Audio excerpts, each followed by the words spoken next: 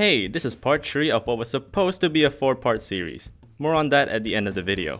Also, I recommend watching part 1 to understand how the challenge works. With the Wall of Flesh defeated, we'll need to go forward with our next task before things get a lot more difficult. Those tasks being separating the Crimson from our spawn, getting better weapons, and getting better accessories. I choose to separate the Crimson first since it's the easiest out of the three. Though I would quickly take that back after dying to a Herpling. So we're getting better weapons first. The shotgun was the easiest pick as our first hard mode weapon. It doesn't have the problem of being too weak or too slow for hard mode. Kind of. There's also another weapon that I'm wanting to get, but that'll be later on. Our next task is to separate the Crimson. It's a lot easier now that we have a better weapon to defend ourselves. Now that I think of it, I could have just separated the Crimson before killing the Wall of Flesh. That's in the past. I can't change it now. Our next big step is to get better gear. In order to do that, we'll need to break some Crimson/Demon altars to get these ores. These ores are needed to make better tools, weapons, and other stuff for other stuff. Since it's the drunk seed, we have a bit more to get now. The mining experience was honestly so much harder for me than it should have been, because I was running out of Splunker potions, and my dumbass decided to not make more. So just assume that Splunker potions didn't exist for me. That's not even the hard part. The thing that made this task so much harder were the enemies. What the f? Now, I didn't think that having 220 health would be that much of an issue. I mean, Gungnir was able to beat the game with only 1 health, so what's the problem? The problem is, 220 health doesn't mean Donkey Dookie on Master Mode. Everything basically one-shots you. Mind you, I have full warding on all my accessories, which gives me an additional +4 defense. And I can still get one-shot. Even if I didn't, I'm just going to get hit again. Right, have you been thinking too much? Yes. No, don't do it. Don't you touch. I don't know. You know those school presentations where the presenter just reads their script in front of the class? Yeah, it's exactly like that. When Kind of, yeah. yeah, no, I get it. It's like those typical YouTubers, lively voice. Hey Yeah, guys, yeah. today we're gonna go. No. Today we're gonna... I don't know. End of video, guys. I now realize that while Gungnir's 1 HP challenge was difficult, these situations aren't the same as his challenge. The 1 HP challenge was Gungnir's only restriction. I have multiple. I feel like everything is against me, even my own weapons. No! Are you f***ing kidding me? I need a break. First, and the rest of you came to us. Perhaps this may be a bit far-fetched, but perhaps our destinies are still within us after all. I decided to take a break from mining and instead do some grinding. Remember when I mentioned about the other weapon I'm wanting to get? Well, that weapon is the Queen Spider Staff. Now this weapon sucks when it comes to fighting bosses, but it has surprisingly become one of my favorite weapons in this challenge, simply because it is really good at taking out enemies. I have no clue where the strength has been throughout all my Terraria playthroughs, but I love this weapon now. Not to mention, you can spawn the sentry anywhere on your screen. So if there's an enemy you can't fight blocking the way, just summon the sentry and it will deal it for you.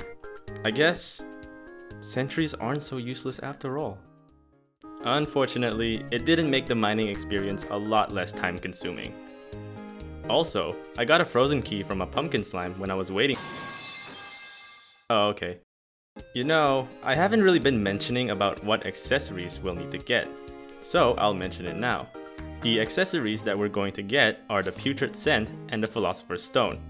We ended up getting the Putrid Scent on our first fight. The Philosopher's Stone, that took a bit longer. So long that we got it after the Queen Slime. Speaking of Queen Slime...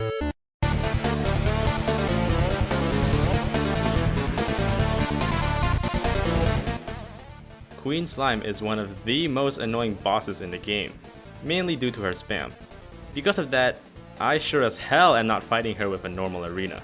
Assuming that a hard mode slime could take almost all of my health in one hit, the slime minions of hers probably can as well.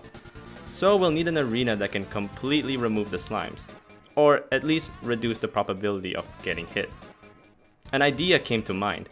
What if we made a flat arena, but the floor is lava? Huh? Now you may ask, how are we gonna get a ton of lava?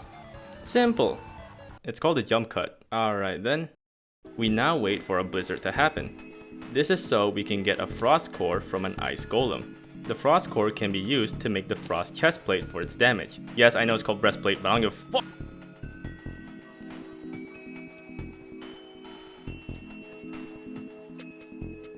I also went and got more potions for the fight, since I was running out. Well, that was a strange jump cut. The first fight showed that the arena was absolutely working, though I completely forgot that slimes can fly, so that caught me off guard. Even though the arena worked, the problem of spam was still evident. So I did replace the floor with stone platforms and added bubble blocks underneath, so the lava doesn't spill. This is so the Queen Slime's big slime can phase through the bottom of the arena and not bounce back. With these adjustments, it's now time to dethrone the queen. Wait, I already used that.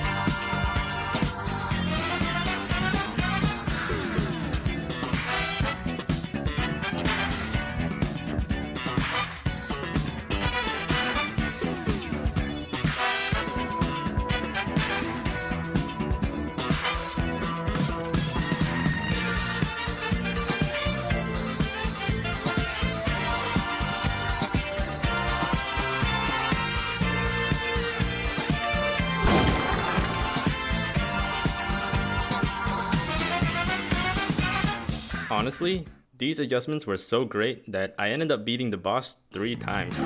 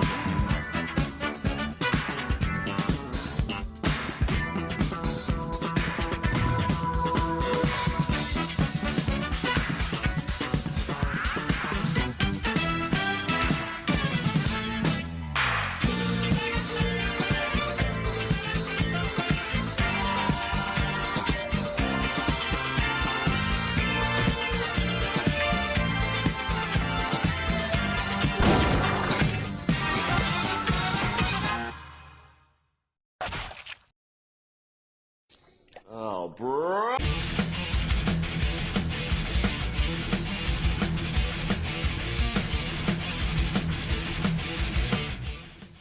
Yes, you're seeing this right. We are going to be talking about the mech bosses. No quick transition, no funny business, nothing. This is because I've kind of done almost everything I needed to do before I fight the boss. Almost. Oh my god. So I'll use this time as more of an explanation on how I'm going to be fighting these bosses. Now, what do I mean by that? I mean that I added a few rules for this boss specifically, just for fun. The first rule I added is, I cannot beat one mech boss and use the loot to make better gear. This is just so every fight is consistent. The second rule is, I cannot use any post-mech boss item, whether it's from enemies, NPCs, or bosses, I guess. The last rule I added is, I can only use the shotgun. Why? Because the engineer has a shotgun. That's also the reason why I used the shotgun for the Queen Slime fight. I didn't have to, but I just did it anyway. Now I'm going to talk about which boss I'm going to fight in order. Skeletron will not be the first, especially after that encounter, so I thought of the twins first.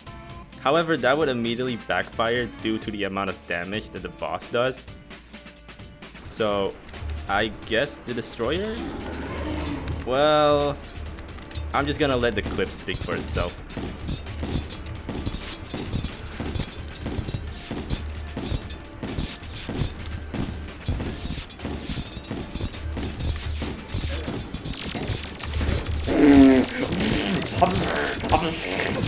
Yeah, this boss is not going to be easy. Ultimately, I ended up going for Skeletron as my first. The reason I died was because of other enemies distracting me. So if I just fought the boss solo, I believe that it will be possible. So after preparing some potions, it's time to take down the first mech boss.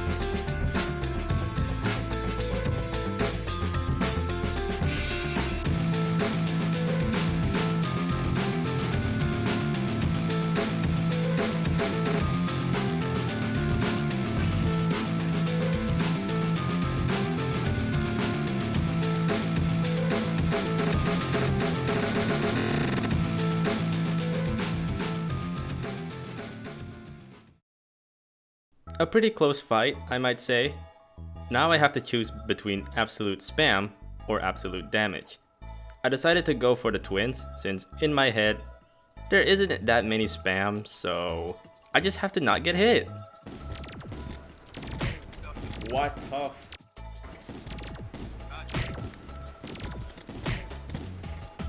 Yeah, that went well.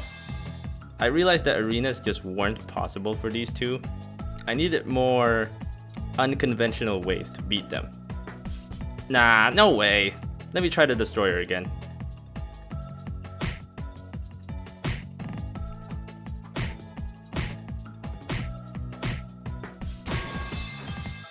Oh, okay.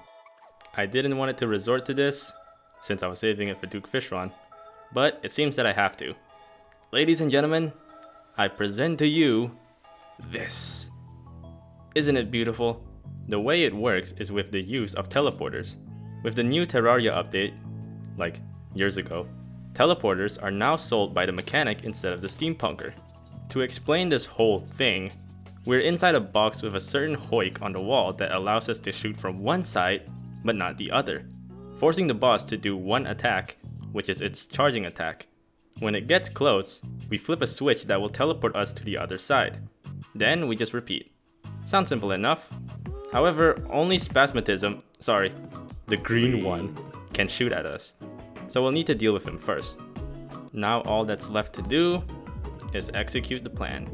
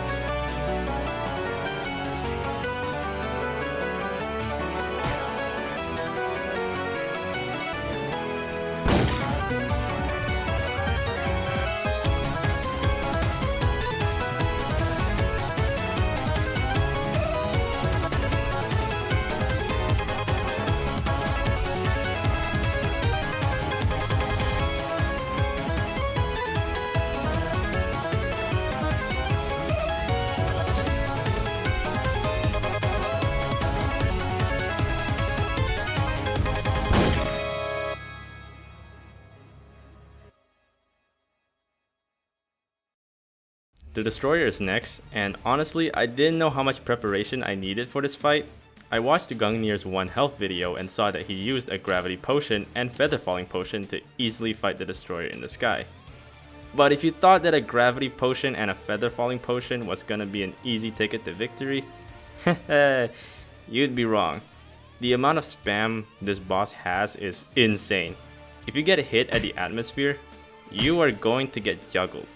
However, I did take a strategy from that video, which is teleporting back home when a boss cornered you. Apparently, Destroyer doesn't despawn when you teleport away from it. Honestly, what I didn't expect was for the boss to go so high up. So of course, with a lack of understanding about the boss, I died in what's probably the funniest way possible.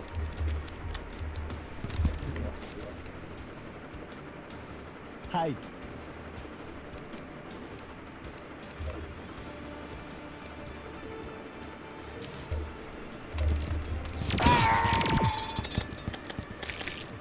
See, I wanted to turn my gravity around, but I didn't have my buff. Unfortunately, that's where my laughter ends, because it's just followed up with fails and mistakes. Not only that, but another issue came up about the strategy. Hi. Wyverns are an enemy I genuinely didn't think of when doing this strategy. It's not due to lack of research. I just kept praying that for every destroyer fight, the wyverns would not spawn. Which is pretty stupid of me. Not to mention that if a wyvern spawns once, you might as well just pack your bags cause this fight is not winnable. Wyverns are extremely fast and tanky, so you can't just ignore it. Honestly, the random BS from this fight made me a lot angrier than usual. So much that I don't even see what I did wrong, and just ended up repeating my mistakes. So I took a break first before trying again. You won't forgive me. You f***ing the shit out of me. You f***ing the shit out of me. With my energy back, I decided to go for another fight. I needed to see what exactly I was doing wrong so I can improve on it. Just to make my life slightly easier, I edited some walls to the sky so wyverns couldn't spawn. I hope you guys don't mind me doing this. So with that, I gave it another shot.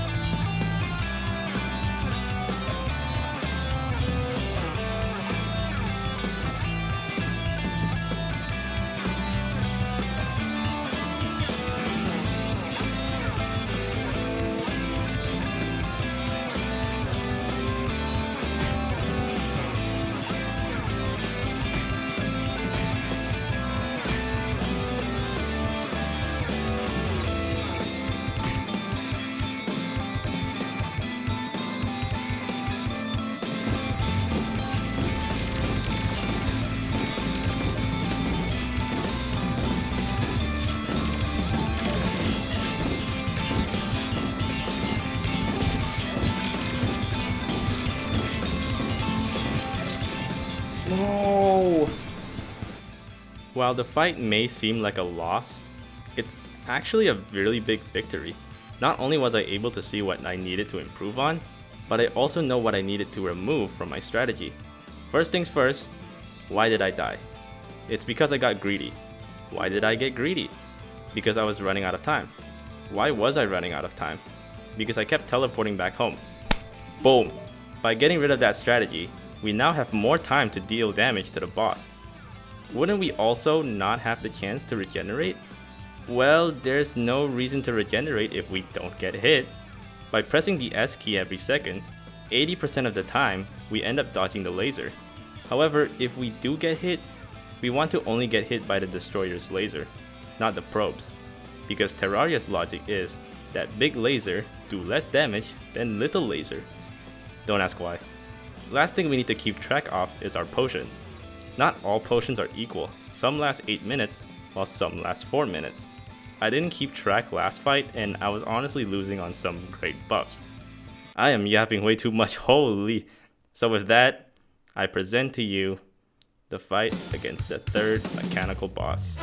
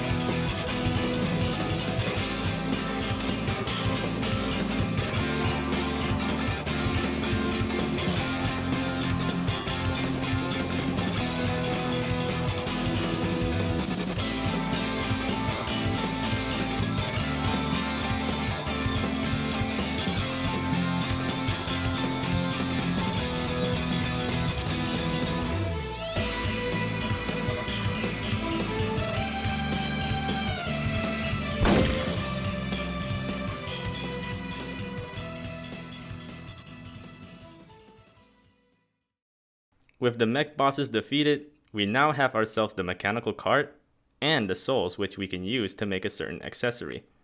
We'll just need to defeat the wall of flesh again. Sounds easy enough.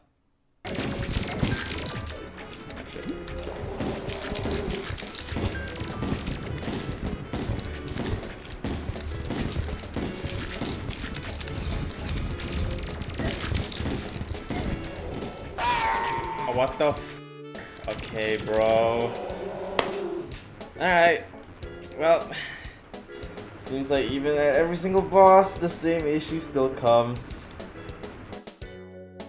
Hey guys, hope you enjoyed the video. I want to talk about why I couldn't make this series 4 parts. It's simply because I have a lot more things I want to talk about, and make it a 4-part series just leaves out a lot of things. So yeah, I apologize for lying. I just don't want my series to end up like part 2. It was short, it was rushed, it wasn't funny. Oh god. So yeah, that's pretty much it. Oh, before you go, I know this is generic YouTube stuff, but I would genuinely appreciate it if you guys liked, comment, and subscribe to the video. We're almost at 100k. We're almost at, not 100, sorry. We're almost at 1k, so please subscribe. Please subscribe. I'm begging on my knees. Anyway, I really hope you guys enjoyed the video. Feedback is greatly appreciated. And have a good night.